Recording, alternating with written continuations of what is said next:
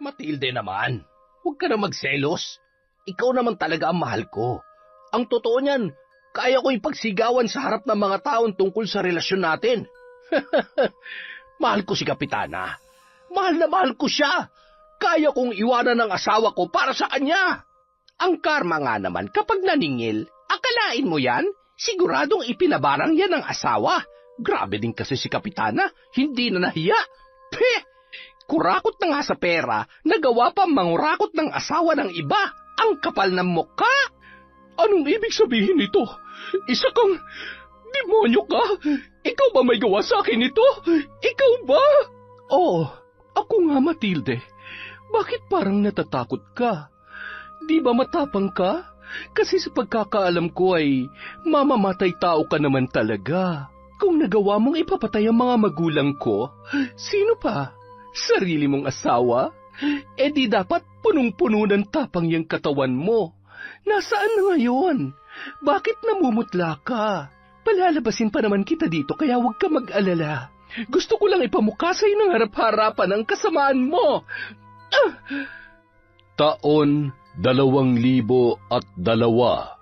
Samar, bandang 5:00 ng hapon.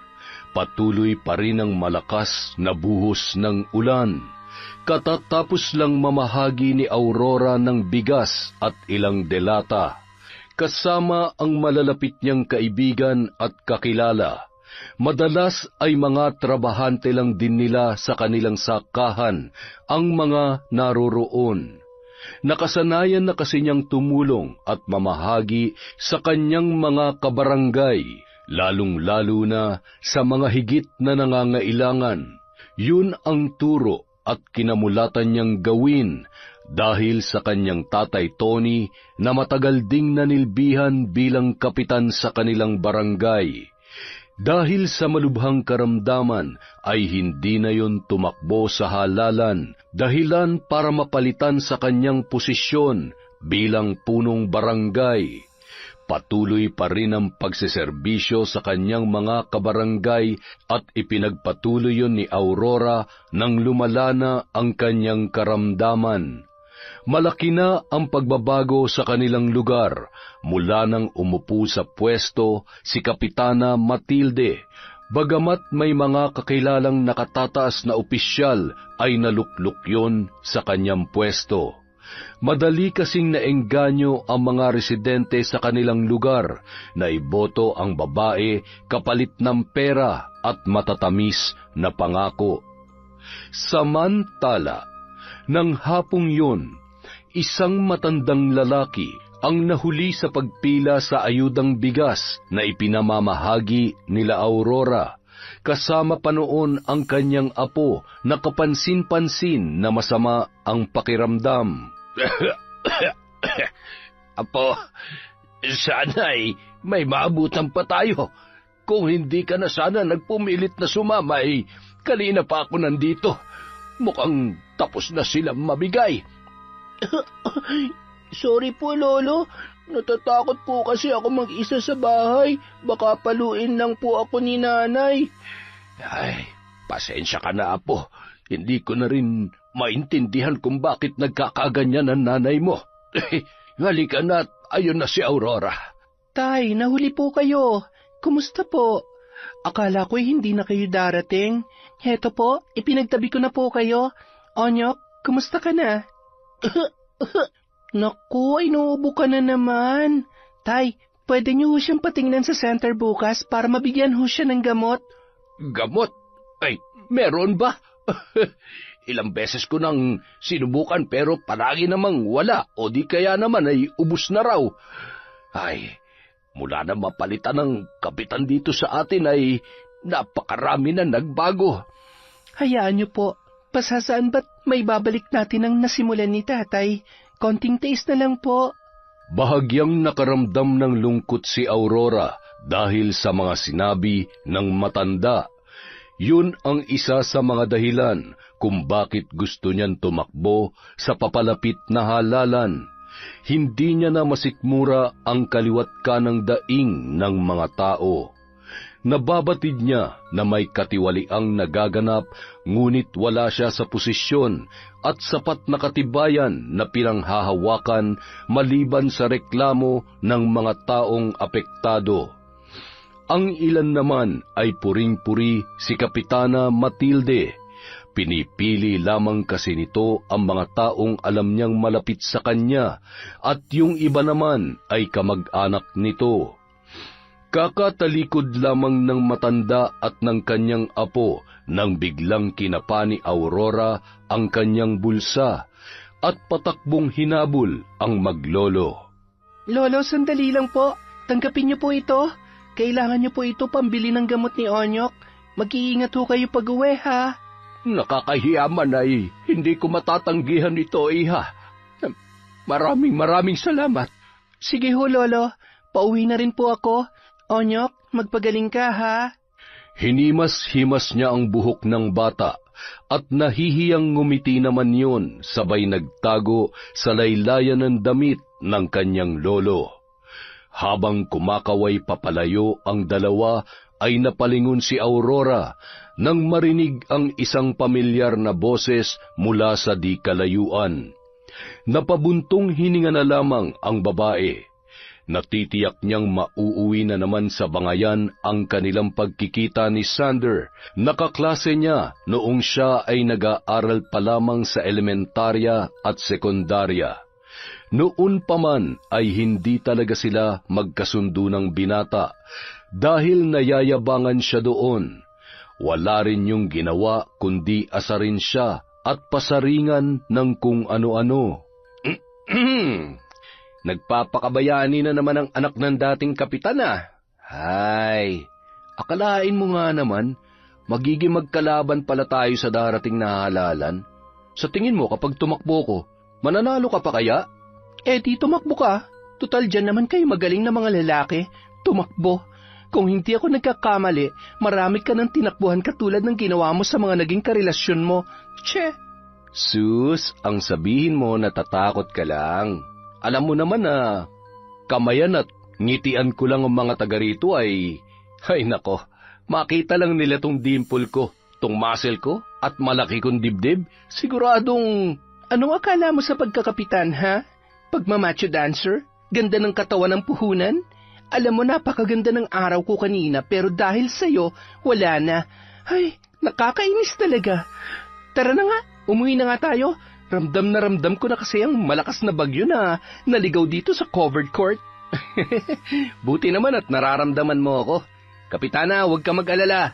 Sa'yo ang boto ko. Pero ang buong barangay, siguradong sa akin ang boto nila. Hindi na sumagot pa si Aurora.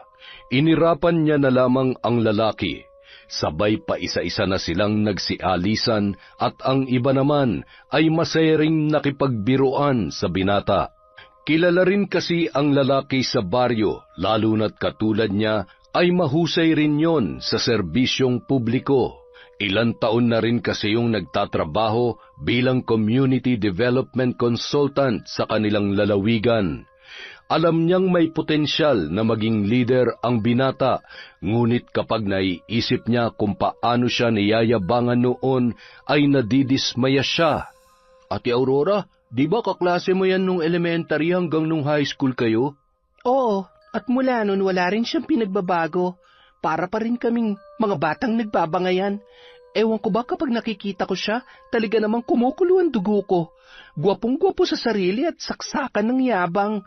Alam mo, konting-konti na lang, gusto ko na siyang sikmuraan. Baka naman kasi may gusto siya sa'yo, ate.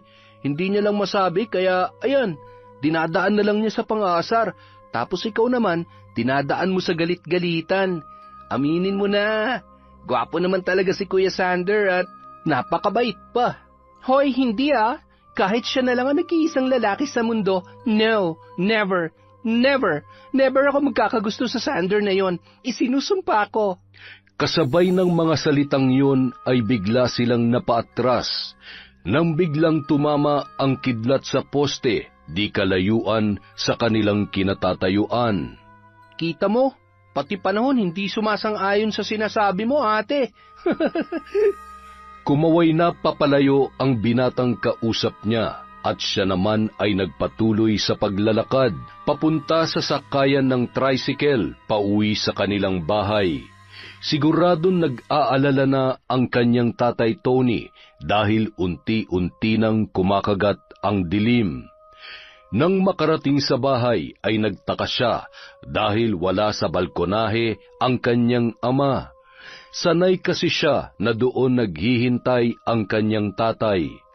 Bigla siyang nakaramdam ng kakaibang kutob, kaya naman nagmadali siyang pumasok sa loob at tumuloy sa kwarto ng kanyang ama.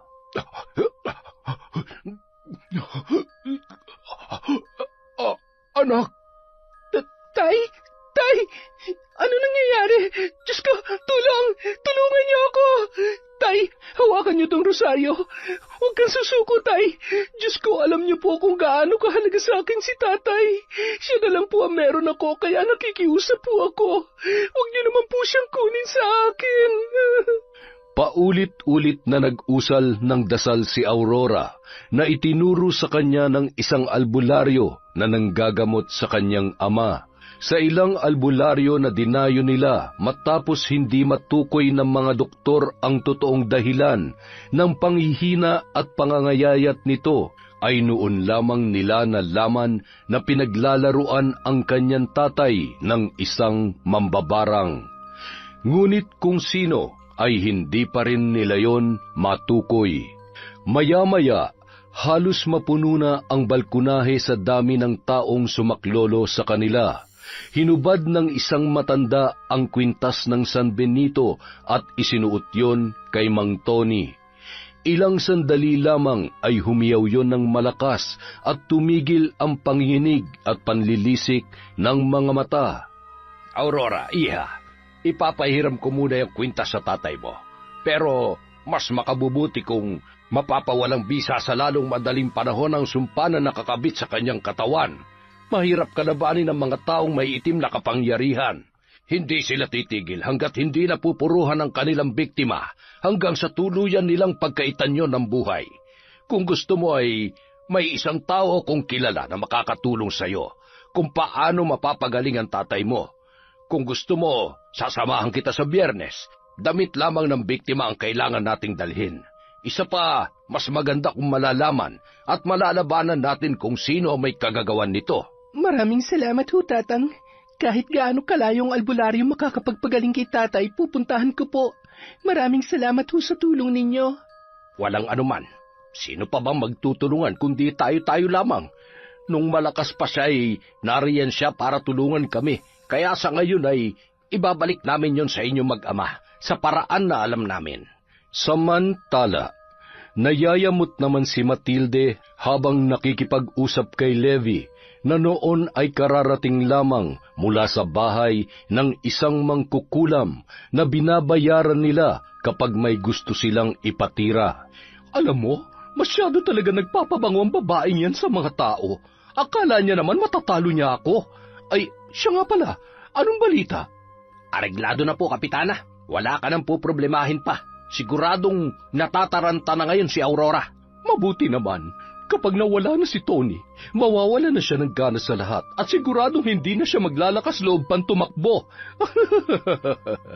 Kahit tumakbo pa siya, wala naman siya mapapala. Ikaw pa rin ang mananalo. Sisiguraduhin natin yan. Paano? Uuwi na ako at siguradong magtataka na naman ang asawa ko kapag ginabi ako. Pakis nga muna para maibsan naman ang pagod ko. Dahil ginalingan mo sa utos ko, sige. Ay teka, wala bang tao? Baka may makakita sa atin at alam mo na, walang pwedeng makaalam dahil masisira ang pangalan ko. Masayang-masayang lumabas ng tarangkahan si Levi, ang driver at utusan ni Kapitana Matilde. Maging noong buhay pa ang asawa nito ay matagal na silang may patagong relasyon ni Levi.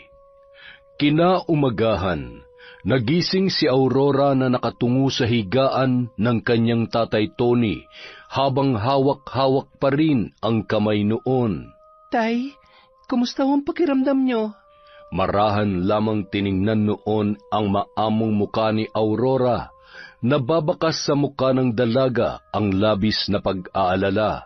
Ngunit ang mas ikinababahala niya ay ang makita na mas lalong lumala ang kalagayan ng kanyang ama. Nung mga oras na yun, napansin niya ang malaking tiyan ng kanyang tatay at hindi na rin makapagsalita. Tumalikod na lamang siya at lumabas sa pinto ng kwarto. Napaupo yun habang nakasandal sa dingding. Doon ay tuluyan niyang pinakawalan ang mga luha habang pinipilit hinaan ang kanyang paghikbi. Pinahid niya ang luha gamit ang kanyang mga palad at inayos ang kanyang sarili nang may marinig na boses mula sa labas ng kanilang bahay. Tao po! Tao po! Aurora? Tony! Magandang umaga! Ay, si Kapitana ba yun? Ano na naman kayang... Ay... Sinilip muna niya ang kanyang tatay Tony, sabay iniayos ang ilang kalat bago lumabas sa kanilang bahay. Magandang umaga ho, Kapitana. Napadala ho kayo. Tuloy po, pasensya na ho, kagigising ko lang. Nabalitaan ko kasi ang nangyari sa tatay mo kagabi. Kumusta na siya? Nagluto rin kasi ako ng lugaw ngayong umaga. Ipapamahagi namin sa sentro. Alam mo naman na ayaw ko nagugutom ang ating mga kabarangay. Heto, nagdala ko para sa inyo mag-ama. Gusto ko rin siyang kumustahin ng personal eh. Alam mo naman, kahit papano'y naging malapit kami magkaibigan ng nanay mo, kaya kahit abala ko ay gusto ko pa rin tuparin ang pangako ko sa kanya bago siya sumakabilang buhay. Natitingnan-tingnan ko kayo dito. Nako, salamat ho. Tuloy po kayo. Hindi nyo naman na ho kailangan mag-abala. Lalo na't marami ho kayong kailangang asikasuhin. Marami hong problemang... Ay, may bako.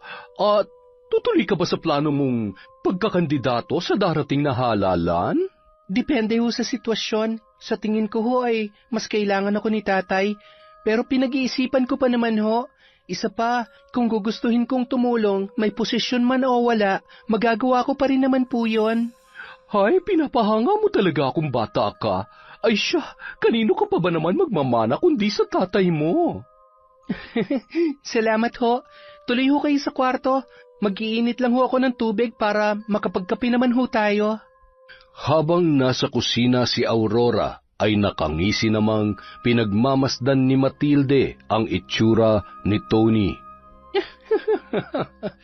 Kumusta ka na, Tony? Grabe naman pala talaga ang nangyari sa'yo. Kung hindi mo lamang ako pinagtulakan noon, hindi sana tayo aabot sa ganito. Ginawa ko ng lahat para mahalin mo ko, pero paulit-ulit mo akong dinudurog. Akala ko nang mawala ng asawa mo, matututunan mo na akong mahalin, pero nagkamali ako. Hindi mo alam kung gaano yun kasakit. Para sa'yo, isa lang akong pagkakamali. Kung sa bagay, tama ka. Isa nga akong pagkakamali sa buhay mo dahil sisiguruhin ko na hindi mo na matatakasan yung sakit mo. Kapitana, magkape ho muna tayo. Okay lang po ba kayo? Umiiyak po ba kayo? Wala ito. Masyado lamang akong naawa sa kalagayan ng tatay Tony mo. Grabe, ang buhay nga naman. Huwag ka mag-alala at patuloy kong ipagdarasal ang kagalingan niya. Ikaw, mag-iingat ka rin palagi, ha? Ang dami mong pinagkakaabalahan. Baka mapabayaan mong sarili mo at magkasakit ka rin. Huwag naman ho sana. May awa ho ang Diyos. Hindi naman po ako nawawalan ng pag-asa na makakahanap din ako ng albularyo makakapagpagaling sa kanya. Albularyo? Sa kalagayan niya ngayon, sa tingin ko ay kailangan mo siyang patingnan sa mahusay na doktor. Baka may bukol siya sa loob ng tiyan. Kailangan ng operasyon para gumaling siya, bagay na hindi magagawa ng isang albularyo. May nakapagsabi po kasi na posibleng mambabara nga may gawa nito kay tatay. Ang ipinagtataka ko lang, sa dami ng taong nagmamahal sa kanya, sino kaya ang walang pusong tao na nagpabarang sa kanya? Ay, wala naman po akong kilala na nakaalitan niya man lamang. Kilala niya naman po ang tatay ko. Ni minsan ay hindi naging ugali ang makipag-away. Nagpatuloy sa pag-uusap ang dalawa at maya-maya may kung sinong bumusinang sasakyan sa labas ng bahay. Nariyan yata ang driver ko. Sige, iha, babalik ako. Kung kailangan mo ng tulong ko, tawagan mo lamang ako o di kaya'y bisitahin mo na lamang ako sa barangay. At para hindi ka na maabala, kung may gusto kang ibahagi sa mga kababaryo natin, idirekta mo na lamang sa akin. Sige ho, Kapitana. May 5 sako pa ho ng bigas dito. Kapag abala po ako sa susunod na linggo, ipapahatid ko na lamang po sa barangay hall. Ay siya, sige iha. Maraming salamat ha. Nang makasakay ay napahalakhak pa si Matilde sa loob ng sasakyan na sinabayan naman ni Levi. Narinig mo ba yung sinabi niya, Levi? Wala siyang kaalam-alam sa mga nangyayari. Kaya lang ay meron tayong problema. May plano siyang humanap na magaling na albularyo. Aba, hindi pwede yon. Hindi niya maaaring malaman ang totoo. Hindi na maaaring gumaling ang Tony na yon. Kapag namatay na si Tony, sigurado magmumukmuk na lamang siya sa isang tabi. Kung sakali man ay di siya naman ang isusunod natin. O di kaya ay kung sinong kumalaban sa akin. Hay, tara na sa barangay at siguradong simot na ang masarap na lugaw ng kanilang maganda at mapagmahal na kapitana. Kailangan mabango ang pangalan ko, kasimbango ng ginigisang luya. Nang makarating sina Kapitana Matilde at Levi sa may barangay hall, nagkakagulo naman ang lahat. Hoy! Kanina nabigyan na kayo Paano ba bibigyan ng lahat kung kayo na lamang ng kayo? Pambihira naman Ano bang pakialam mo? Kung gusto mo ay pumila ka na rin ulit. Mrs., pangilan mo na ba yan, ha? Kayo mga nakapila, tingnan niyo mga katabi niyo, baka may mga nakalimang balik na dyan. O yan, aalis na nga. Lugaw na nga lang ay pinagdadamot niyo pa. Saksakan naman ang tabang at wala man lamang akong makitang sahog. Tse! Abat, nanggigigil ako Gusto yatang makatikim ng... Kapitana, relax ka lang. Ang daming tao. Bawal magalit. Sabi ko nga, ay siya, sige ayusin niyo ang pila ha, marami pa yan. Lahat naman kayong mabibigyan. Huwag magtulakan dahil sa walang sahog na lugaw ha, punong-puno yan ng pagmamahal.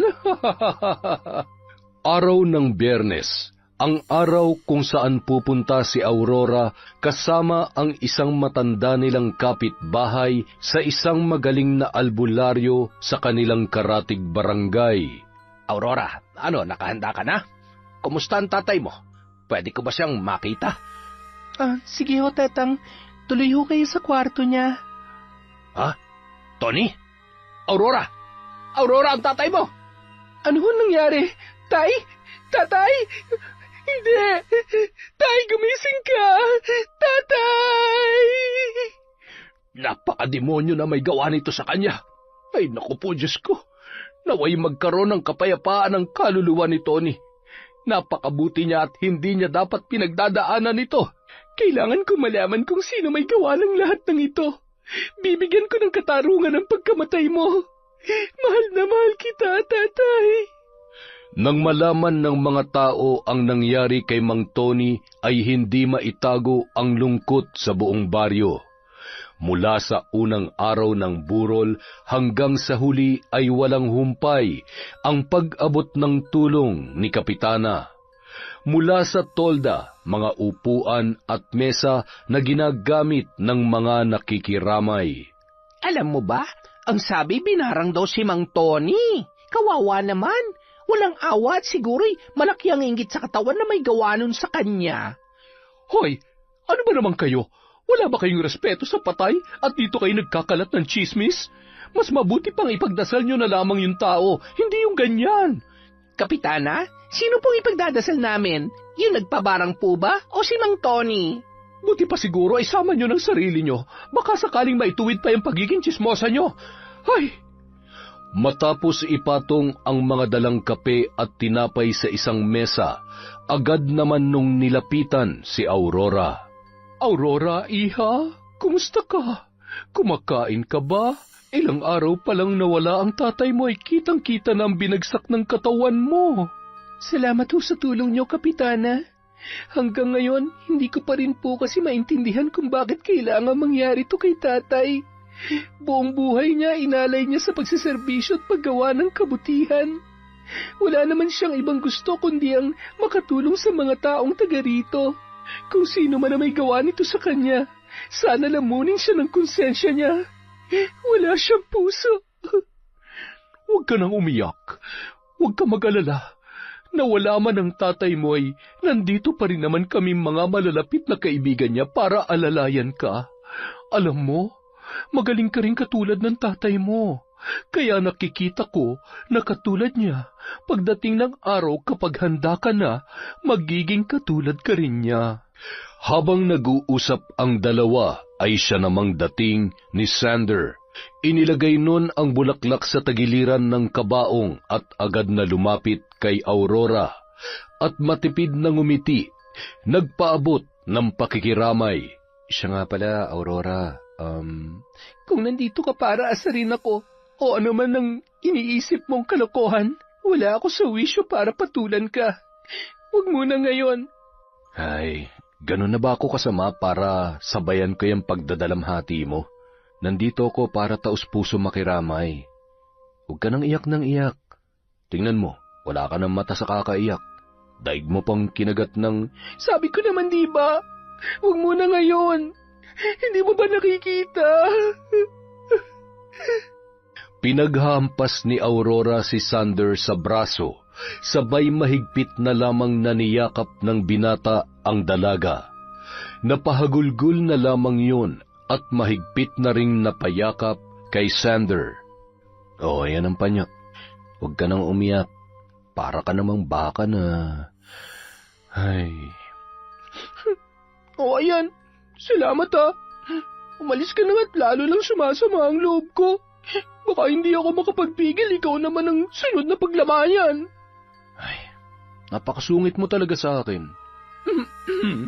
Sander, iho, mabuti pa, hayaan na muna natin siya mapag-isa. Gusto mo ba ng kape? Tinapay? Halika dito at magkwentuhan muna tayo. Kumusta ka na? Anong pinagkakaabalahan mo ngayon? Sa ngayon ho ay pinagpaplanuhan ko ng maayos kung anong mga proyekto at kakulangan dito sa barangay natin. Kapag pinalad ay gusto kong magamit ang mga kaalaman ko para guminhawa naman po ang baryo natin. Kung ganon, totoong nababalitaan ko na tatakbo ka bilang kapitan ng ating barangay.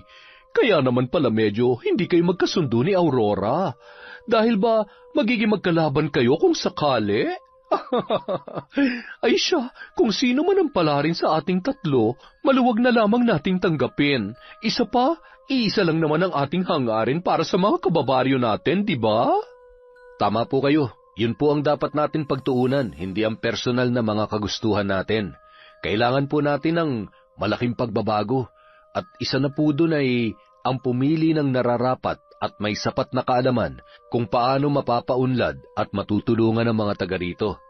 Sige ho, Kapitana, mauna na ho ako at marami pa ho akong dapat asikasuhin. May trabaho po ako bukas eh. Abat, matalas talaga ang tabas ng dila ng batang yon. Narinig mo ba yung sinabi niya, Levi? Pinatatamaan niya yata ako, hindi ba? Hindi naman siguro, Kapitana. Baka naman tinamaan ka lang sadya, kaya... Halika na, umuwi na tayo. Kailangan ko na simulan ng panibago kong plano. Maya-maya na. Hinihintay ko pa yung niluluto nilang sopas. Amoy masarap eh. Pero mas masarap ka pa rin. Ay, gusto mo yata talagang tamaan itong kamao ko, ha? Nang tumalikod ang dalawa, sinundan naman yun ng tingin ng ilan sa mga naroroon. Alam niyo si Kapitan, tsaka yung Levi, parang may napapansin ba kayo? Oo naman, halata naman eh. Buti hindi silosa ang asawa ni Levi, kasi kung nagkataon siguradong gulo yan. Siguradong masasabunutan niyang si Kapitana Matinde. Matilde. Grabe ano? Ang lakas ng loob. Ay, ang bababoy.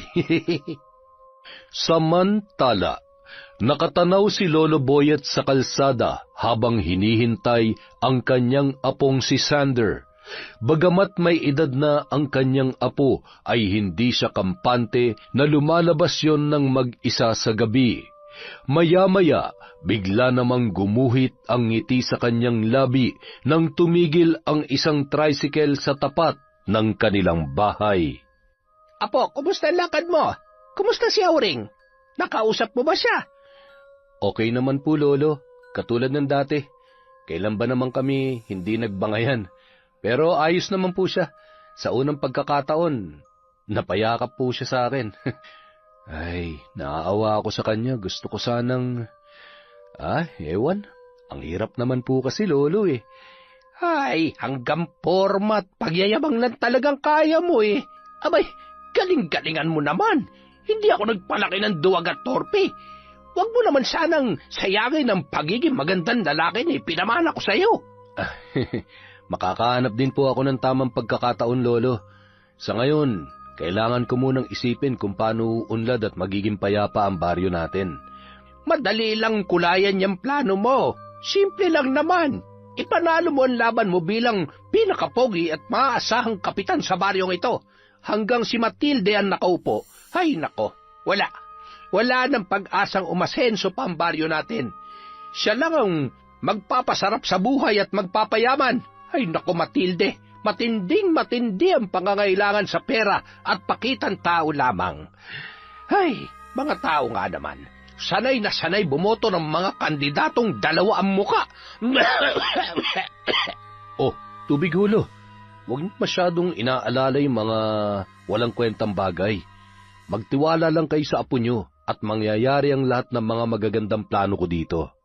Kaya lang, mukhang ito naman ang pwedeng maging dahilan kung bakit posibleng lalo kami magkalabuan ni Aurora. Ay, kota-kota ka na nga eh. Kuhang-kuha mo na ang inis ni Aurora. Sana yung puso din. Pero huwag ka mag-alala. Kung kayo ay para sa isa't isa, ano man ang mangyari, magtatagpo at magtatagpo kayo sa parehong pahina ng buhay ninyo. Tandaan mo yan, apo. Siya. Matutulog na ako't maaga pa ako maglalakad bukas. Kailangan ko ring maging malakas at hihintayin ko pa makita ang apo ko sa inyo ni Aurora. Kapag ako nainip, ako na mismo magsasabi sa kanya. Lolo, yan ang huwag niyong gagawin. Samantala, nasaan na? Nakakuha ka na ba ng damit ni Sander? Ibigay mo na sa akin. Ayos na. Inihatid ko na rin kay Tanda. Nanghihingi na rin ng bayad. May utang ka pa raw sa kanya. Ay, para naman siyang hindi babayaran. Hayaan mo't bukas o sa makalaway, ihahatid natin ang bayad. O siya, sige na. Umuwi ka na sa asawa mo. Ay, teka. Wala man lamang bang pakonsuelo dyan? Tigilan mo nga ako. Huwag ngayon. Marami pa akong gagawin. Doon ka muna sa asawa mo magpalambing. Ay, makapagpahinga na nga. Nakakapagod maging magandang kapitana ng baryong ito. Ay. Kinabukasan, halos lahat ng mga taga-baryo ay nakilibing bilang pagpapakita ng pakikidalamhati para kay Mang Tony. Labis naman nagpapasalamat ang dalaga sa pagmamahal at pakikiramay ng mga tao para sa kanyang ama. Matapos ang libing at nang maiwan siyang mag-isa sa kanilang bahay, ay doon mas naramdaman niya ang lungkot. Muling humagulgol ang dalaga dahil sa nangyari sa kanyang ama. Habang patuloy ang pag-agos ng kanyang luha, nakasalampak sa sahig at yakap-yakap ang larawan ng kanyang tatay. Itinungo noon ang ulo sa tagiliran ng kanyang kama hanggang sa tuluyan na yung nakatulog. Nang sumapit ang gabi, pinuntahan ni Aurora ang matanda na kasama niya sa pagpapagamot sa kanyang tatay Tony. Kailangan ko po ang tulong ninyo. Gusto ko pa rin po malaman kung sino nagpakulam kay tatay. Sabihin niyo na lang po sa akin ang lugar na dapat kong puntahan at kung anong dapat kong gawin para hindi ko na kayo maabala pa. Iha, baka mauwi lamang sa mas nakakatakot pang mga pangyayari kapag nalaman mo ang katotohanan. May mga pagkakataon na kailangan na lang nating idaan sa limot ang lahat. Idaan sa limot? Hindi ho ako mapapanatag kung hindi ko mabibigyan ng katarungan ng pagkamatay ng tatay ko. Kung meron man dapat mamatay, yun ay ang tao may gawa noon sa kanya. Sila dapat. Ay, kumalma ka muna, iha. Huwag kang magpadalos-dalos sa mga desisyon mo. Huwag kang masyadong magpadala sa galit na nararamdaman mo. hindi makakabuti na makipag-ugnayan ka sa mga taong may kakaibang kapangyarihan, lalo na kapag punong-puno ka ng galit. Sige na, umuwi ka na muna at kailangan mo ng sapat na pahinga upang malinawan ang iyong pag-iisip.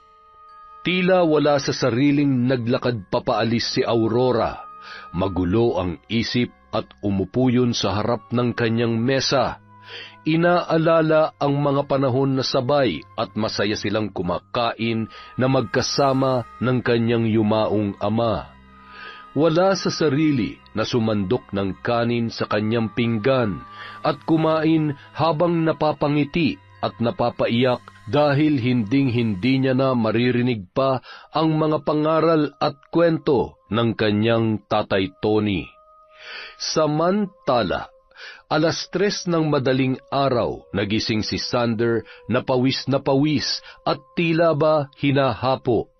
Napahawak siya sa kanyang dibdib at pinipilit na umubo nung mga oras na yon. Mabigat ang kanyang paghinga na animoy kapos na kapos sa hangin. Pinilit nitong tumayo at tumungo sa kusina para uminom ng tubig. Nagmamadaling naglagay ng tubig sa baso at akma pa lamang siyang iinom nang mabitawan niya ang baso at napasigaw sa sobrang sakit ng kanyang ulo. Ramdam niya na animoy may tumutusok na bagay sa kanyang bungo. Naririnig niya ang malakas na bulong at kahindik-hindik na halakhak ng isang babae. Tama na! Wag! Aray! Sino ka? Sino ka? Ay, ano yon? Sander, apo, ikaw ba yan? Ay, ano nangyayari sa'yo? Ang sakit, Lolo. Hindi ko na po kaya. Sander, apo, gumising ka! Ay, naku po, Diyos ko! Dumudugo ang kanyang ilong at may tumubong malalaking pantal sa kanyang katawan. Ay, hindi maaari. Kinukulam ata ang apo ko. Ay, gumising ka! Anong gagawin ko? Ay, teka, kailangan mong anting-anting na ito bilang proteksyon sa kung sino mang nilalang ang may kagagawan nito sa iyo, apo. Ay, naku po, Diyos ko! Kinaumagahan, napabalikwas si Sander nang mapansin na nakahiga siya sa pahabang upuan sa may kusina, habang nakaupo naman ang kanyang lolo sa isang upuan sa kanyang tagiliran, na noon ay tulog na tulog. Bakit kaya ako nandito? At saka... Ay, Lolo, bakit naman dito tayo natulog? Ay, buti naman at nagkamalay ka na. Kumusta ng pakiramdam mo? Akala ko nananaginip lamang ako, Lolo. Totoo pala ang lahat ng yun? Anong gagawin ko, Lolo? Paano mawawala ang mga pantal na ito? Paano ako makakapasok sa trabaho kung ganito karami ang... Ay, buti na lamang at nawala ang pananakit ng ulo mo at pangangati ng mga pantal na yan dahil sa suot mong kwintas. Ngunit ang magiging problema natin ay siguradong hindi titigil ang isang mangkukulam o mambabarang na may gawa niyan hanggat hindi kanya nasasaktan ulit. Gagawa at gagawa siya ng paraan. Ang ipinagtataka ko lang ay kung sino may gawa nito sa iyo, apo. May nakaaway ka ba sa tingin mo na malaking-malaki ang galit sa iyo para ipakulam o ipabarang ka? Lolo naman, isa lang naman ang kaaway ko, si Aurora lang at... Teka, hindi nga kaya siyang may gawa nito sa akin? Ba't hindi imposible? Hindi mo tinatantanan dyan sa pambubwisit mo eh. Alam mo, yun ang sinasabi ko sa iyo eh. Lalo na ngayon may pinagdadaanan siya, binibigyan mo pa ng problema.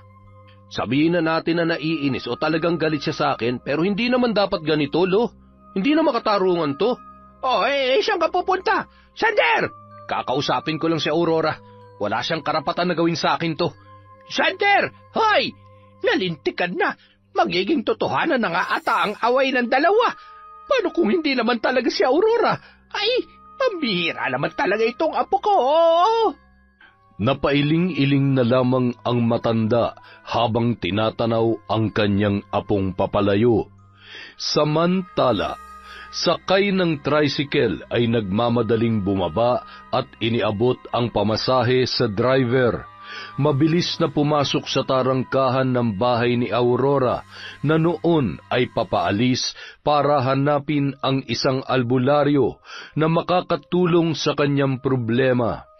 Napalingon yun nang makita ang nanlilisik na mga mata ni Sander habang naglalakad papalapit sa kanya.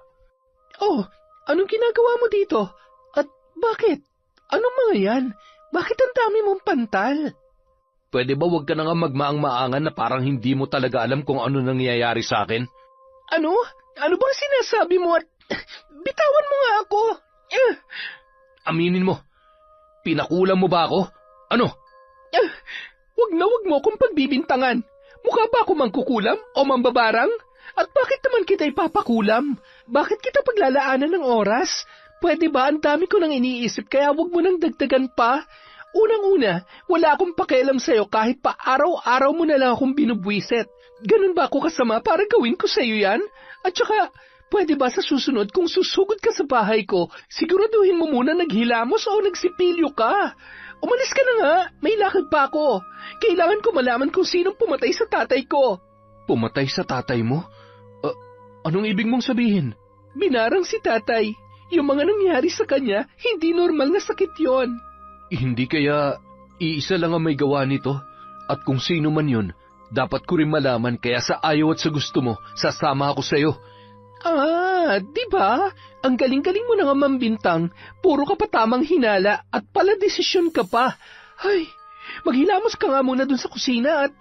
Ay, baka hindi pa tayo nakakarating dun sa pupuntahan natin ay mahimatay na ako. Ay, sinalo mo na lahat ng kabwisitan ko. Ay... Napakaarte mo naman. Gwapo pa rin naman ako at... Oo nga no, nakalimutan ko nga yata mag-toothbrush kagabi Ibang pakiramdam ko sa mga nangyayari ngayon Sino nga bang mangkukulam sa baryong ito? At anong dahilan niya kung bakit ginagawa niyan lahat ng ito? Habang naghihintay kay Sander, napakunot noo yun dahil ilang minuto na ay hindi pa rin bumabalik ang binata. Sinundan ni Aurora sa kusina ang binata at laking gulat na lamang niya nang makita niya yung nakahandusay sa sahig at wala ng malay. Sander! Hoy! Gumising ka! Kailangan ko humingi ng tulong! Agad na lumabas ang dalaga at humingi ng saklolo. Ilang sandali lamang ay nagsipuntahan na ang mga kapitbahay upang siya ay tulungan.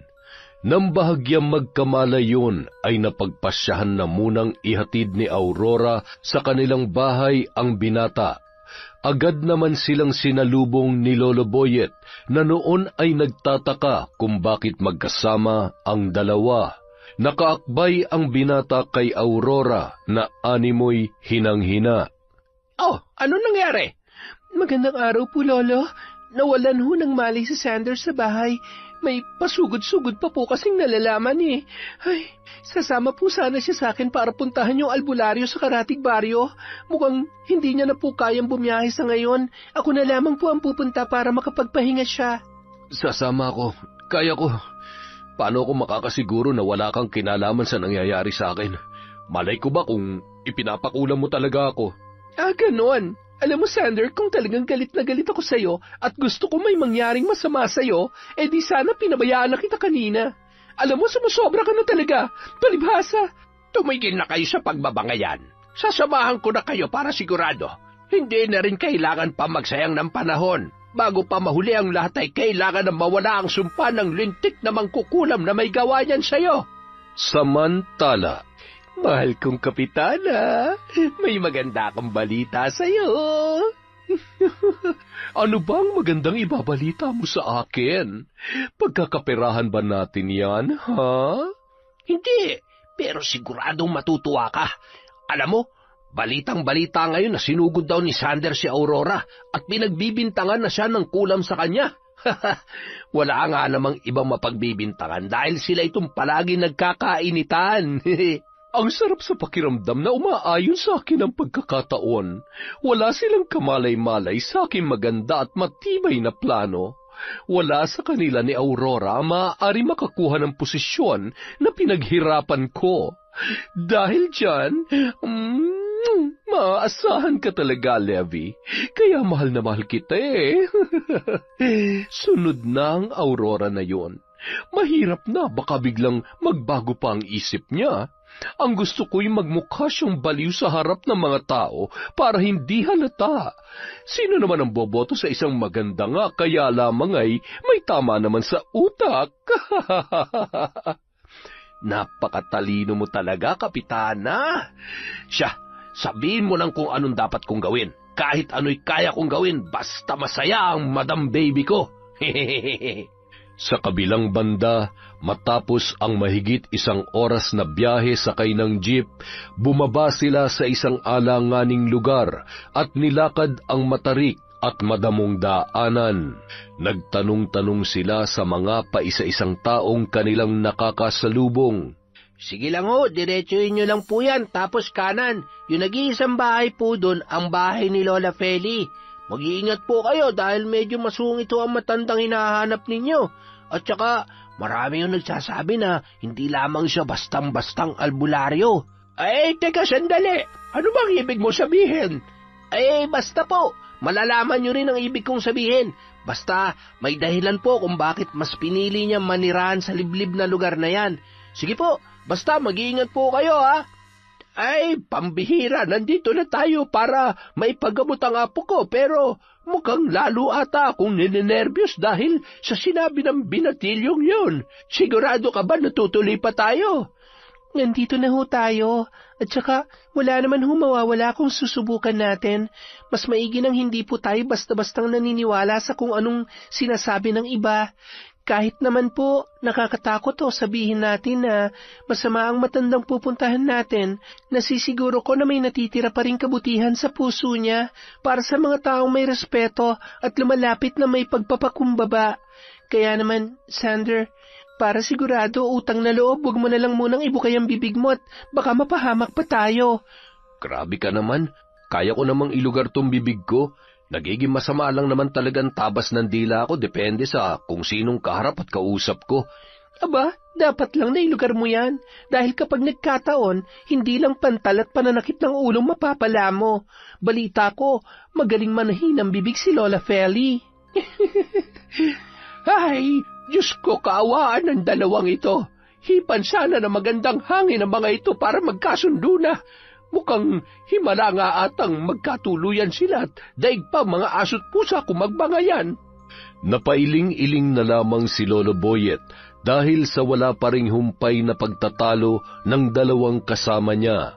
Tumigil lamang ang mga yon nang matanawan na ang bahay na kanilang pupuntahan. Prakakakakakakak! Yan! Magpakabusog kayo! Teka, may mga tao yata. Mga asong to, may mga tao nga. Tumago kayo dun sa silong. Wala nang tatahol, kung hindi ay malilintikan kayo sa akin. Bilis! Parang tao ang kanyang mga alaga na sumuot sa may katamtamang taas ng silong ng bahay ng matandang babae. Kapansin-pansin din ang 9 na itim na pusa na nasa balkonahe ng kanyang bahay. Nagkatinginan naman sina Aurora at ang maglolo habang papalapit sa kanila si Lola Feli. Mababakas sa mukha noon ang malaking peklat na animoy nasunog. Maputing-maputi na ang buhok, ngunit ang tindig nito ay nagpapatunay na malakas pa rin ang pangangatawan noon. Blanko ang ekspresyon ng muka nang sila ay lapitan. Magandang araw po, Lola. Ako po si Aurora. Siya naman po si Lolo Boyet at ang apo po niyang si Sander. Nandito po kami para hingi ng tulong ninyo. Tumuloy kayo. Nararamdaman ko na ang lalaking ito ang biktima ng isang pipitsuging mangkukulam. Na isang pitik ko lamang ay kaya kong patumbahin, kaya wala kayong dapat ipag-alala. Ikaw naman, Iha, mas kailangan mo ako, hindi ba? Pero hindi ito ang tamang pagkakataon para pag-usapan ang gusto mong mangyari. marunong po ba kayong magbasa ng... Oo, anumang tumatakbo dyan sa isip ninyo ay kaya kong unawain at sabihin sa inyo ng harapan. Isa yan sa abilidad ko para malaman kung anong klase ang taong nasa aking harapan. Mag-iingat ka, Aurora. May isang tao na nais ding magtangka sa buhay mo. Isang tao na may kaugnayan sa lahat ng masalimuot mong nakaraan. Halika dito, Pogi. Lumapit ka. Ano bang gusto mong gawin ko sa mangkukulam na may gawa sa iyo nito? Mangkukulam na mukhang pera. Paglalaruan natin siya, tuturuan ng leksyon. Wag na po. Basta gumaling lamang po ako. Sapat na po yun. Hindi naman na po kailangan gumanti. Masyado ka namang mabait. Alam mo, kapag hindi mo pinutulan ng sungay ang mga taong katulad nila ng mas maaga, ay darating at darating ang araw na susunggabang kanila. Kailan ka kikilos kapag huli na ang lahat? Kung wala ka ng lakas para lumaban pabalik? Sapat nang malaman namin kung anong dahilan niya para gawin ito sa aking apo. Nang sa gayon ay makahingi kami ng paumanhin kung sakali mang may nagawa siyang kamalian sa kanya. Habang nag-uusap sila, ay bigla na lamang tumakbo sa labas si Aurora. Napakunot-noo ang matandang babae at sinundan yun. Gumapang si Aurora sa lupa na animoy nawawala sa kanyang sarili. Bigla na lamang yung tumayo at nagpalingon-lingon na animoy takot na takot, tinatakpan ng tainga, pawis na pawis at bumubulong-bulong ng mga salita. Sino kayo? Huwag kayo nalapit sa akin. Huwag sabi. Lumayo kayo. Lumayo kayo, sabi. Pangit kayo. Ha? Ano pong nangyayari? Ito na nga ba ang sinasabi ko? Pinaglalaruan na rin siya. Tulungan niyo kung may pasok siya sa loob. Gagamitin natin ang pagkakataong ito para mapaamin kung ano ba talaga ang dahilan kung bakit kinukulam niya kayo. Isa lamang ang mangkukulam na nambibiktima sa inyo. Nagwawala si Aurora nang hinawakan nila yon. Patuloy sa pagpupumiglas at sadyang napakalakas. Nang maipasok na sa loob ng bahay, minabuti na lamang nila na itali muna si Aurora sa isang papag upang hindi makawala at maisagawa ng maayos ang ritual. Pakawalan niyo ako dito, mga baliw! Tanggalin niyo to! Ano ba? Papatayin ko kayo! Lolo, bakit nagkakaganyan si Aurora? Mukhang sinapian siya ng masamang nilalang. Hawakan niyo ang kandilang ito. Pumikit lamang kayo at wag kayong didilat upang makita ninyo ang katotohanan. Agad noong sinindihan ang mga kandila, itinapat ang kamay ni Lola Feli sa katawan ng dalaga na patuloy pa rin sa pagsigaw. Kulay puti na ang mga mata noon at patuloy pa rin sa pagbigkas ng mga kahindik-hindik na salita. Matapos umusal ng mga kakaibang salita ay bigla na lamang nang hina si Aurora. Sino ka?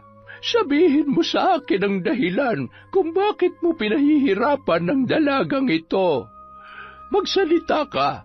Sabihin mo ang totoo, kung hindi ay hindi ako magdadalawang isip na tuluyan ka. Ibabalik ko sa iyo at sa pamilya mo ang lahat ng sakit na ikinabit mo sa iyong mga biktima kapag hindi mo sinabi ang pakay mo sa kanila. Ano? Wag, maawa ka. Sasabihin ko na ang totoo. Si Kapitana Matilde at ang kabit niyang si Levi ang nag-uutos sa akin. Binabayaran nila ako para kulamin ang mga taong gusto nilang ipakulam. Kailangan ko lang gawin to dahil kailangan ko ng pera. Ano pa? Maliban sa kanilang dalawa, sino pa ang mga kinulam mo?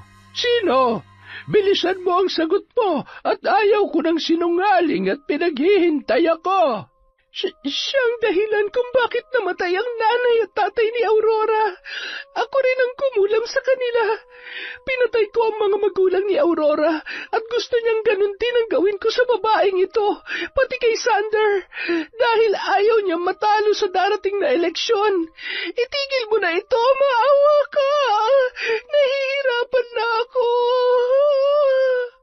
Kapag hindi mo tinigilan ang mga batang ito, hindi lamang basta-bastang sakit ang mararanasan mo. Gigilitan kita ng leeg gamit ang aking kapangyarihan. Gagapang ka sa lupa at magmamakaawa habang unti-unti kang magiging alikabok. Naiintindihan mo ba yan? Oo, pangako. Hindi ko na sila gagambalain pa. Bigyan mo lamang ako ng pagkakataon na mabuhay. Hindi pa ako maaaring mamatay. Kailangan ako ng pamilya ko. Takot ka naman palang lintik ka. Ang lakas ng loob mong mangkulam ng mga inosenteng tao. Aurora! Mahina pang katawan niya. Mamaya ay magkakamalay na din siya. Nawala na ho ang mga pantal ko.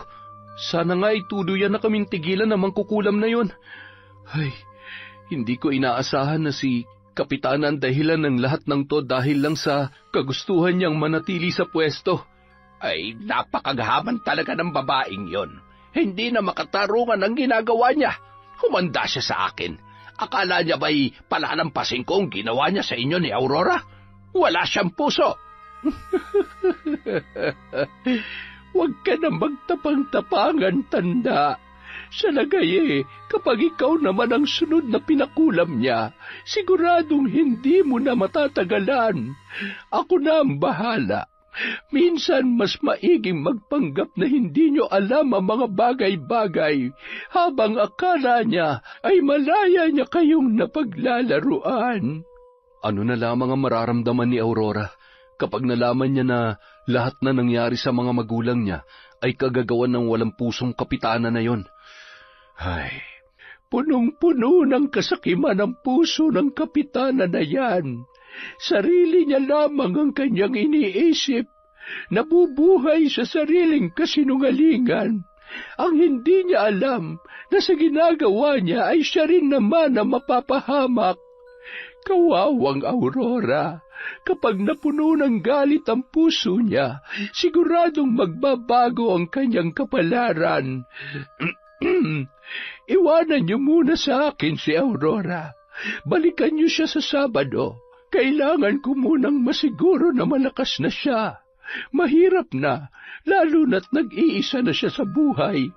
Kailangan niya na makakausap upang maliwanagan sa lahat ng mga nangyayari. Hindi niya ito kakayanin na mag-isa. Salamat sa tulong ninyo. Susunduin namin siya rito. Maraming salamat po talaga. Heto, tanggapin niyo po ito bilang hindi naman kailangan ng kabayaran. Ginagawa ko ito dahil ito ang tama at nararapat. Masama man ako at alagad ng demonyo kung ituring, ngunit ito ang tanging paraan para maituwid ko ang baluktot na kaisipan ng karamihan. Isang matamis na ngiti ang itinugon ni Sander kay Lola Feli. Pagkatapos ay tuluyan na silang nagpaalam ng kanyang Lolo Boyet. Kinagabihan, naririnig ni Aurora ang tinig na animoy may hineheleng sanggol. Ramdam niya rin ang haplos ng kamay sa kanyang buhok. Unti-unting minulat niya ang kanyang mga mata at bahagya pa siyang nagulat nang sumambulat sa kanyang muka ang nakakatakot na itsura ni Lola Feli. Buti naman at nagkamalay ka na. Kumusta? Masama pa ba ang iyong pakiramdam? Ano po nangyari sa akin? Nasaan po sina Sander at Lolo Boyet? Sander? Lolo? Huwag kang matakot, Aurora. Kailangan mo munang magpahinga. Huwag kang mag-alala dahil babalikan ka nila dito. Marami tayong dapat pag-usapan. Panahon na para alamin at harapin ang katotohanan. Anong katotohanan? Ano po ba talaga ang nangyayari? At saka, bakit ako may pasa sa mga kamay ko? Tinali niyo po ba ako? Oo, dahil kinakailangan. Sinapian ka ng mangkukulam na inutusan ng inyong kapitana. Siya ang nag-utos na ipakulam kayo ni Sander. Ano? Siya ang nag-utos? Pero bakit? Bakit pati ako? Ano bang kasalanan ko sa kanya? Wala, pero dahil sakim siya at tinik kayong dalawa sa plano niya, pagtatangkaan niya talaga ang inyong buhay. Hindi lamang yon.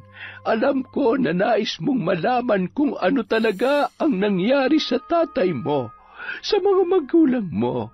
Pareho silang naging biktima ng Matilde na yon. Ang lahat ay nagmula dahil sa hindi masuklian ng iyong tatay ang kanyang pagmamahal. Nagtagumpay man siyang ipapatay ang nanay mo, ay bigo pa rin siyang maagaw ang lalaking gustong-gusto niya. Masyadong makati ang babaeng yon. Hindi lamang yon, nagawa niya ring ipapatay ang sarili niyang asawa. Ha? Hayop siya. Napakasama niya. Hindi ko maaaring palampasin ang ginawa niya sa akin. Ipaghihiganti ko sina tatay at nanay. Papatayin ko rin siya. Papatayin ko siya. Kaya kitang tulungan kung paano tuturuan ng leksyon ng babaeng yon.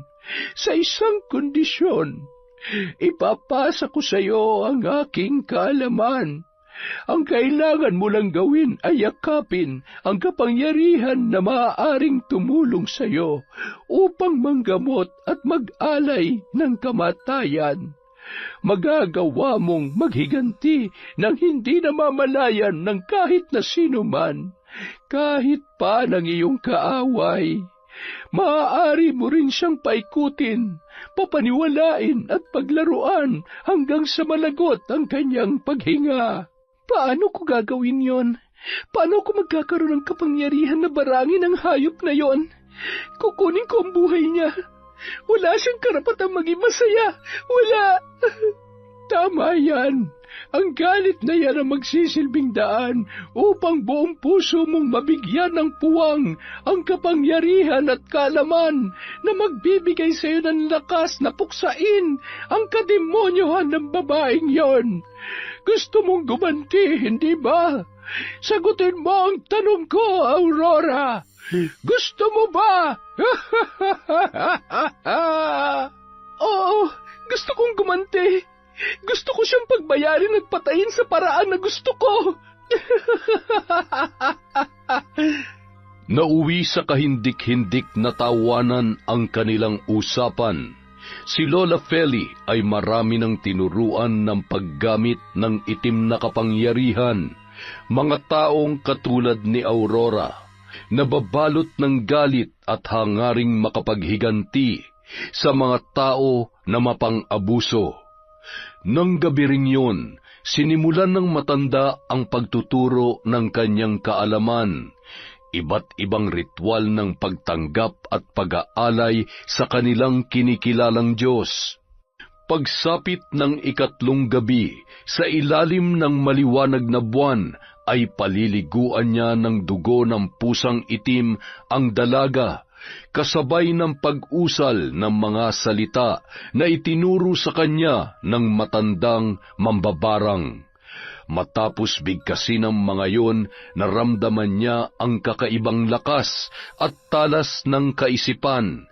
Magkasabay silang humahalakhak habang nakatanaw sa bilog na buwan. Isa ka ng ganap na mambabarang, Aurora. Maging maingat ka. Kailangan mong itago ang totoo mong katauhan. Alam mo naman ang mga tao, pagkatapos ng lahat ng nais mong gawin, mas makikilala mo ang iyong sarili. Ikaw pa rin ang magpapasya ng iyong magiging kapalaran. Maaari mong gamitin ang iyong kaalaman na magligtas ng buhay at maningil ng may mga kasalanan. Pagsapit ng araw ng Sabado, sinundo ni Sander si Aurora. Bitbit ang isang itim na bag kung saan naroon ang aklat na ibinigay sa kanya ni Lola Feli. Masayang kumakaway yun papaalis. Nakalabas na sila ng tarangkahan nang bigla siyang lumingon at tumakbo pabalik. Mahigpit niyang niyakap ng patalikod ang matandang babae at muling nagpasalamat. Babalik po ako dito. Babalikan ko po kayo pagkatapos ng lahat ng ito. Hihintayin ko ang pagbabalik mo, Iha. Sige na, lumakad ka na't hinihintay ka na ng kapalaran mo, ay ni Sander. Kayo po talaga? Nararamdaman ko ang malakas na koneksyon na nag-uugnay sa inyong dalawa. Nakikita ko ang magandang kapalaran na naghihintay sa kanila. Sana ay sundin nila ang kanilang mga puso at bigyan ng pagkakataon ang isa't isa. Hindi pa man nakakalayo ang dalawa, ay agad na napansin ni Sander ang bitbit na bag ng dalaga. Teka, parang wala ka namang dalang ganyang bag nung pumunta tayo kay Lola Feli. Ano ba laman yan? Ito? Mga halamang gamot. Nagpaturo ako na manggamot para naman makatulong ako sa mga taga sa atin. Alam mo naman, nasa sentro pa ang ospital, malayo. Kung may alam tayong alternatibong paraan, makakatulong tayo sa mga hindi inaasahang sitwasyon. Siya nga pala, sinabi niya ba sa'yo ang totoo? Yung tungkol kay Kapitana? Oo, alam mo, hindi ko inaasahan na magagawa niya yon. Oo, nakikita naman natin kung ano mga kakulangan at iba pang anomalya sa barangay. Pero, yung ipakulam niya tayo? Grabe, ganun na ba talaga siya kasama? Kung nagawa niyang ipapatay ang mga magulang ko, sa tingin ko, wala talaga siyang takot. Mukhang laro na lang sa kanya ang paggawa ng masama. Ilang taon niya munang pinahirapan ng nanay at tatay ko bago niya tinuluyang patayin. Ay, sa ngayon mas makakabuti kung iiwasan ko na lang siya. Bahala ng karmang maningil sa kanya. Sander, tumuloy ka sa pagtakbo bilang kapitan. Kailangan ka ng mga kabarangay natin. Seryoso ka ba dyan sa sinasabi mo? Oo, seryoso ako. Mas malawak ang kaalaman mo sa pagpapatakbo ng isang komunidad. Hindi naman sapat ang kagustuhan kong tumulong. Iba pa rin kung talagang ikaw ang mananalo. Susuportahan na lang kita. Mas malaki ang tsansa na may panalo natin ang hinaing ng mga kababaryo natin. Hanggat sa Kim ang nasa pwesto, siguradong paasahin niya lamang sa mabulaklak na salita at matatamis na mga pangako ang mga tao. Nagpatuloy pa sa pag-uusap ang dalawa hanggang sa tuluyan na silang nagkasundo sa suhestyon ni Aurora. Samantala, ano? Nawawala ang kukulam na yon? Bakit? Hindi ba't may utang pa nga tayo sa kanya? Nagtanong-tanong ka ba kung nasaan na sila ngayon? Wala nga nakakaalam.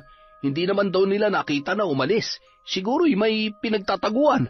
Baka may utang kaya ayun, tinakbuhan na lang. Ay, humanap ka na mas magaling na mangkukulam, mambabarang o kahit ano, basta yung maaari nating utusan. Siya nga pala, may balita ka na ba kay Aurora? Nasa bahay na ba siya? Sarado raw ang bahay nila. Baka may pinuntahang kamag-anak sa Maynila o kung saan. Ano? Hindi niya man lamang naipagdasal ang kaluluwa ng kanyang ama. Ay, inuna pa ang paglalakwatsa. Naku, pero kung nagawa ni Tanda ang ipinag-uutos ko, ibig sabihin ay posibleng kung saan-saan na siya nagpapalakad-lakad ngayon. Kasi nga, baka kung saan na napadpad dahil wala sa katinuan. Ano sa tingin mo? Hayaan mo na yun, Kapitana. Basta ang alam natin, siguradong wala ka nang makakalaban pa. Sabi ko, puruhan ng Sander na yun eh. Ilang araw ko na rin hindi nakikita kaya malamang sa malamang ay nalalantang gulay na rin yun sa ngayon. Hehehe. Makalipas ang isang buwan, habang nasa labas ng barangay hall si Matilde ay agad niyang tinawag ang isang tanod upang usisain kung saan nanggagaling ang mga tao. Kanina ko pa napapansin ang mga yan. Ano bang meron? Ano naman ang laman ng mga bitbit nilang plastik? Bigas ho yun at mga gulay. Mukhang bagong ani na naman si Aurora kaya namimigay na naman. Napakabait talaga niyan. Manang-mana kay Mang Tony pati dun sa nanay niya. Maganda na, mabait pa. Sayang nga ayaw niya na raw tumakbo bilang kapitan. Anong ibig mo sabihin? Bakit hindi ba sapat ang serbisyo na binibigay ko? Aba, nagtanong pa talaga. Hindi naman ho sa ganun. Ang ibig kong sabihin ay katulad ninyo ay maaasahan din naman po siya. Ay siya, sige. Sandali lang at uuwi muna ako sa bahay. Levi, aalis muna tayo. Wala naman akong dapat asikasuhin dito. Ay, nakakabagot ang araw na ito. Agad siyang sumakay sa sasakyan at mabilis naman yung pinaandar ni Levi. Hindi yun nagsasalita na animoy wala sa sarili. Hoy, ano ka ba? Kanina pa ako nagsasalita dito. Hindi mo ba ako naririnig? Ha? Abat? Ano yun? Pasensya na. Masakit kasi ang ulo ko at hindi ko maintindihan kung anong nangyayari sa akin. Ay, kagabi pa ito. Nahihirapan na nga akong matulog Pinapakulam na rin yata ako ng misis ko. Ay, kailangan natin magdoble ingat. Lintik kasi mga tsismosa at hindi itikom ang mga bunganga nila Natuto na tuloy magselos ang asawa ko. Ay, ayusin mo yan. Hindi tayo pwede mag-iskandalo dahil kapag nagkataon masisira ang pangalan ko sa mga tao. Baka bigla na lang akong sugurin at sabunutan. Bagong unat pa naman tong buhok ko, sayang naman. Alam mo, bakit kasi hindi pa natin ipakulam ang asawa mong wala namang kwenta? Hindi ba't sabi mo ako ang mahal mo? Aba, kesa mapahamak tayo, mas mabuti pang patahimikin na natin. Ipatira na natin dun sa mambabarang na nahanap mo. Hindi naman yung kakayanin ng konsensya ko.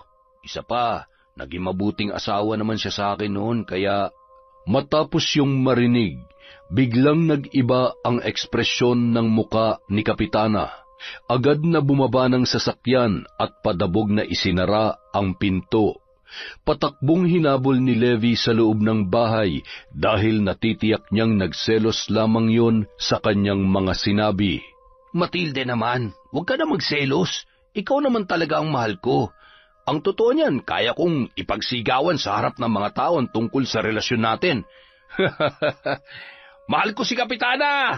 Mahal na mahal ko siya! Kaya kong iwan ang asawa ko para sa kanya! Ano? Hoy, itigil mo yan! Bumalik ka nga dito? Nababaliw ka na ba? Bakit mo hinuhubad ang damit at salawal mo? Levi, bumalik ka dito! Humahalakhak na lumabas sa bahay ni Kapitana ang lalaki.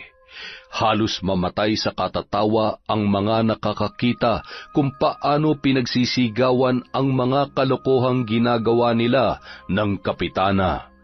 Nababatid nilang wala sa tamang pag-iisip ang lalaki. Ang karma nga naman kapag naningil, akalain mo yan? Sigurado pinakulam na yan ang asawa. Grabe din si Kapitana, hindi na nahiya. Pweh, kurakot na nga sa pera, ay nagawa pang mangurakot ng asawa ng iba. Ang kapal ng mukha! Kinagabihan, umuwi si Levi sa kanilang bahay. Nakaempake na ang kanyang mga gamit. Tiningnan niya ang kanyang sarili na noon ay napakadungis at walang saplot. Tiningnan niya ang asawa niya na noon ay nagtitimpi sa labis na galit. Wala ni isang sinabing salita, galit na binitpit ang gamit at sumakay sa kotse nito at agad na pinaandar yun. Kakaarangkada lamang ng sasakyan nang biglang inatake sa puso si Levi. Ikaw ang pinakamalakas na galamay ni Matilde, kaya ngayong wala ka na, tuluyan na siyang mapipilayan. Wala na siyang katuwang sa paggawa ng kasamaan. Bago tuluyang umalis sa baryong yon ang asawa ni Levi, tumigil muna yon sa tapat ng bahay ni Matilde. Agad na pumasok sa tarangkahan at dumiretso sa kabahayan. Nadatnan niyang kumakain ang Kapitana na tila ba wala sa sarili. Agad na dinampot ng asawa ni Levi ang mangkok na may sabaw at ibinuhos yon sa mukha ni Matilde. Pagkatapos ay ngumisi at pinagsasampal bago umalis. Ni hindi man lamang nakaganti si Kapitana, lalo na't mas malaki at mas malakas sa kanya ang babaeng yun. Hayop ka, Levi. Ang bobo mo kasi. Inutil. Kasalanan mo ito. Paano na ako haharap sa mga tao? Sirang-sira ng pangalan ko. Ay, buisit! Agad siyang tumungo sa kanyang kwarto at doon humagulgol. Gulong-gulo ang kanyang isipan at nadidismaya sa mga nangyayari. Wala na ba akong karapatang maging masaya? Sa paraan na gusto ko? Ito na ba ang kabayaran sa lahat ng mga kasalanan ko? Ito na ba? Samantala, sa isang may katamtamang laking mesa, nakatayo ang iba't ibang kulay ng kandila at nakalapag ang isang libreto. Maraming mga matatalim na bagay at iba't ibang garapon na naglalaman ng mga halamang gamot at bote na may lamang pinaghalo-halong parte ng katawan ng hayop, at yung isa naman ay sisidlan ng mga insekto. Pinitik ni Aurora ang isang garapon at nag-usal ng orasyon. Bigla na lamang lumutang ang mga malalaking higad. Pinagapang yon ng babae sa kanyang braso habang binubulungan ng kakaibang mga salita. Huwag niyo siyang tatantanan. Iparamdam niyo sa bawat parte ng kanyang katawan ang mapanakit at makakatinyong balahibo. Gusto kong mabaliw siya sa labis na pangangati. Hinipan ni Aurora ang mga itim na higad ng 3 beses at pagkatapos ay naglaho ang mga yon na parang bula. Sa kabilang dako, mahimbing nang nakatulog si Matilde dahil sa kanyang mga problema. Dahan-dahan niyang iminulat ang kanyang mata nang maramdaman ang kung anong gumagapang sa kanyang talampakan. Tumutusok ang mga balahibo sa kanyang balat, napakusot pa yun ng kanyang mata nang makita ang napakaraming higad na hindi niya malaman kung saan nagmumula. Napalundag yon at tatakbo pa sana nang bumagsak sa kanya ang sandamakmak pang mga higad mula sa kisame ng kanyang bahay. Halos mahimatay yun sa takot at hindi makalabas ang boses kahit buong lakas na siyang sumisigaw. Ilang sandali lamang ay biglang nawala ang mga higad. Napalitan yon ng napakaraming galis na nagnanaknak. Halos masuka siya sa sarili niyang amoy. Tumakbo yon papunta sa unang palapag ng bahay at nagpasya na sanang lumabas para humingi ng tulong nang biglang namatay ang ilaw.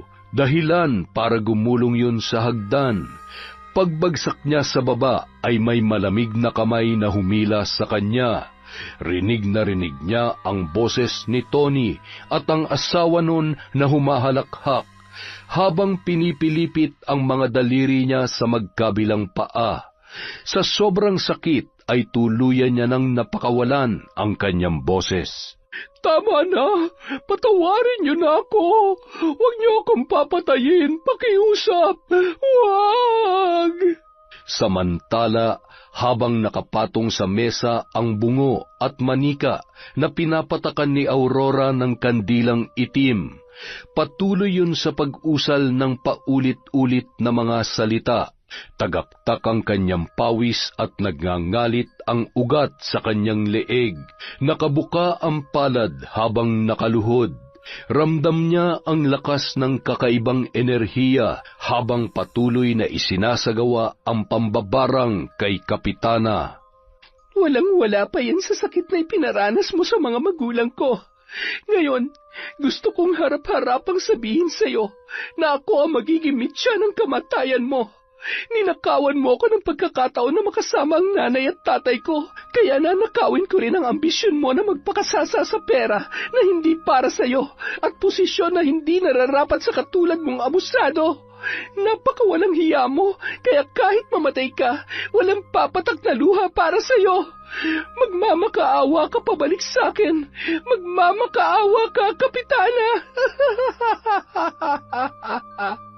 Kinaumagahan, Nagising si Kapitana na nagnanaknak ang mga sugat sa iba't ibang parte ng kanyang katawan.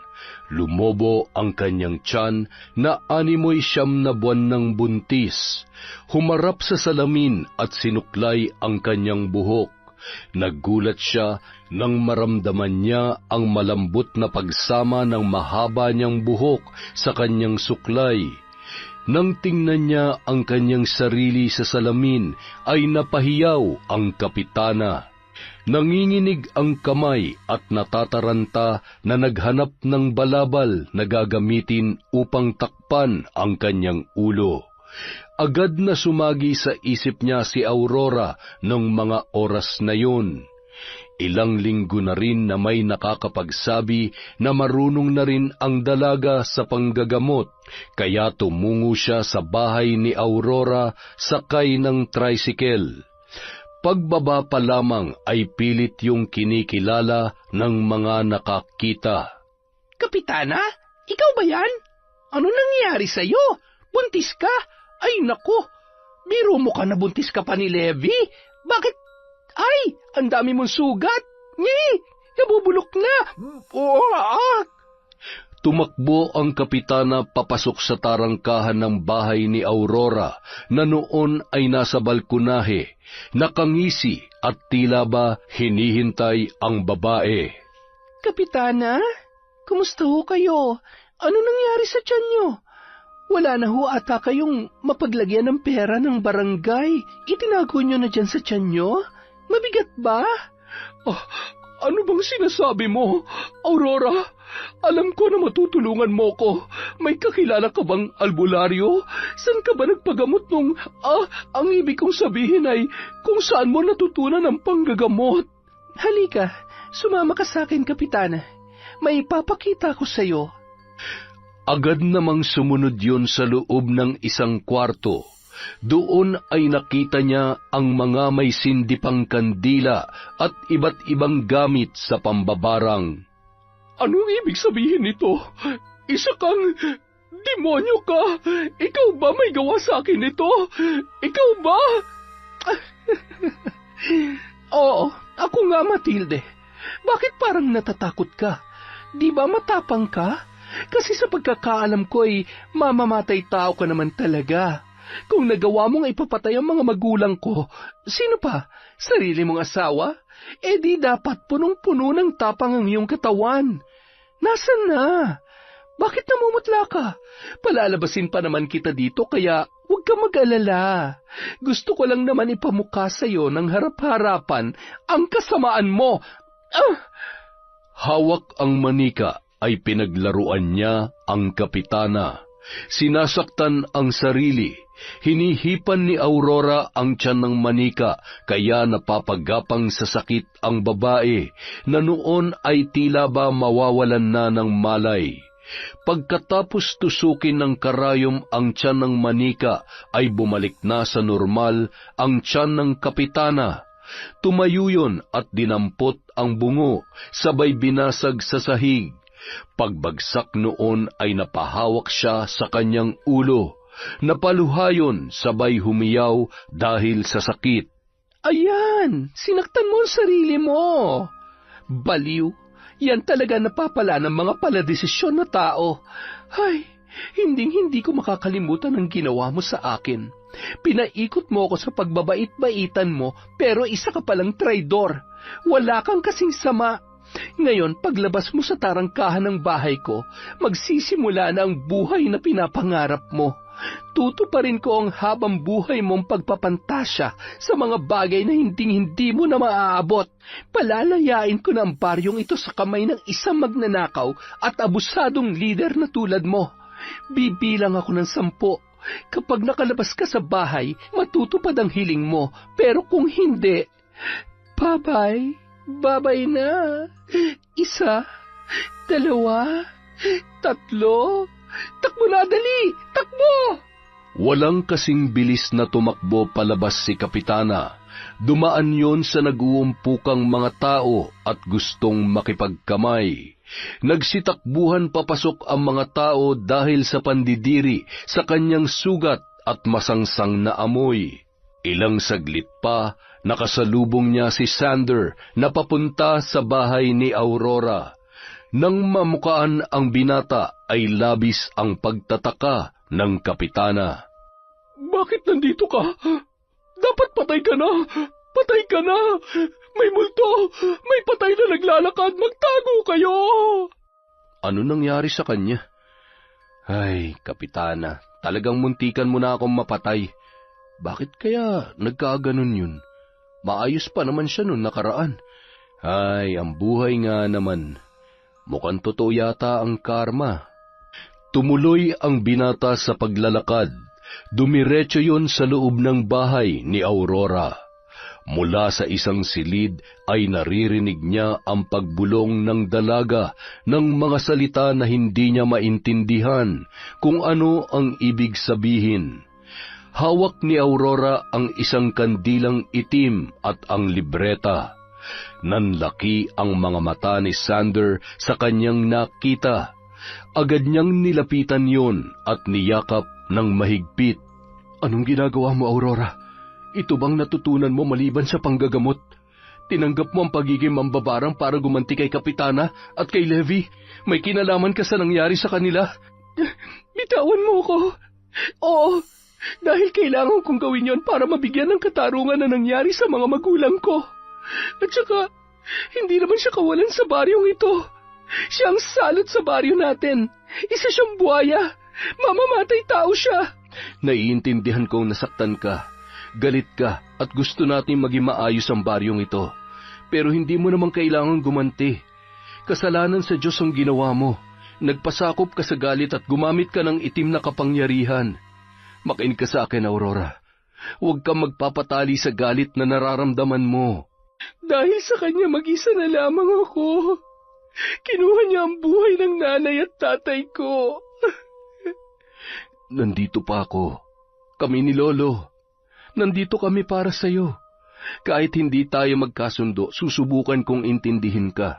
Huwag mo lang maramdaman na mag-isa ka. Bitiwan mo na yan. Kailangan mo magpatawad at makalimot. Diyos ang kailangan nating kapitan, hindi ang itim na kapangyarihan. Mahigpit na yumakap si Aurora kay Sander. Nung mga oras na yun ay napagtanto niya na tama ang binata. Dahil sa sakit at galit nakagawa rin siya ng kasalanan. Yun ay ang paggamit ng kapangyarihan ng dilim upang makamit ang hustisya na hinahangad niya para sa kanyang ina at ama. Kasama si Sander ay ibinalik ni Aurora ang gamit sa pambabarang kay Lola Feli at maluwag namang tinanggap yon ng matanda at pinalaya siya sa itim na kapangyarihan. Magkaiba man ang paniniwala, mula nung araw na yon ay itinuring niyang pangalawang ina ang matandang si Lola Feli. Naging takbuhan niya yon sa tuwing nakakaramdam ng pangungulila, lalong-lalo na ang maglolong sina Sander at Lolo Boyet. Sa araw ng halalan ay ipinanalo ng mga tao si Sander sa tulong at suporta ng kanyang kasintahan na si Aurora. Naging katuwang niya ito upang bigyan ng panibagong pag-asa ang kanilang mga kababaryo na minsang naging biktima ng mapang-abusong kapitana. Yon, ang lupit na naman ng kwento natin, mga kaibigan. Maraming salamat po sa walang sawang pagsuporta sa Kwentong Enteng. Yung shoutout natin sa susunod na upload na ulit. Maraming salamat po ulit. Mag-iingat po kayong lahat.